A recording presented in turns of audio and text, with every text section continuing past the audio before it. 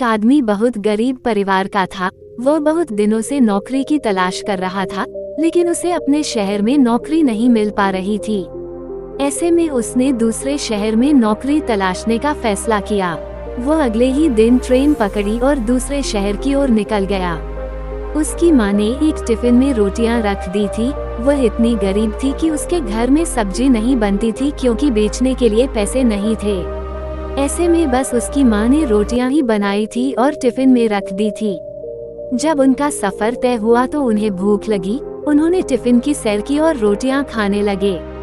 जिस तरह से वह रोटियां खा रही थी, उसके आसपास बैठे लोग उसे देख रहे थे। उसने पहले ही रोटी तोड़ी, फिर टिफिन में कुकुरता जैसे कि उस टिफिन में सब्जी हो, फिर निवाला अपने मुंह में खाना बंद कर दिया। ऐसा लग रहा था कि मनोरोटी के साथ सब्जी भी खा रहे हैं। लोगों ने उसे देखकर आश्चर्य किया कि वह ऐसा क्यों कर रहा है। उन्हें कुछ समझ में नहीं आ रहा था। एक आदमी ने उनसे सवाल ही किया कि भाई, के पास में सिर्फ रोटी ही है, तो तुम रोटी को कुकर मुंह में क्यों डाल रहे हो? उस आदमी ने जवाब दिया कि हाँ, मेरे पास सिर्फ खाना ही है, लेकिन इस खाली टिफिन में रोटी घूमने वाले के साथ यह नमक खा रहा हूँ।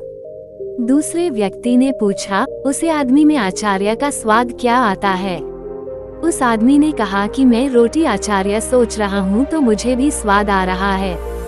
जब उसके आसपास के लोगों ने चुपचाप ये बात कही तो एक आदमी बोला कि अगर यही बात सोची तो गुरु ने क्यों सोचा? मटर पनीर या शाही पनीर सोच लीजिए। इस तरह तुम उन रोलर का भी मजा ले लो। तो दोस्तों, हमें ये सिखाएं, ये सीख है, बड़ा सोचो तब सफलता बड़ी होगी। अगर आदमी का बड़ा सपना होगा तो सफलता भी बड़ी होगी। इसके लिए आदमी को बड़ा सोचा होगा। जिंदगी में अगर कुछ बड़ा करना है तो इंसान को अपनी सोच बड़ी रखनी चाहिए। अगर इंसान के सपने बड़े हों तो सफलता भी बड़ी मिलेगी। लेकिन बसंतवात हमेशा छोटा से ही होता है। बूंद बूंद से समंदर।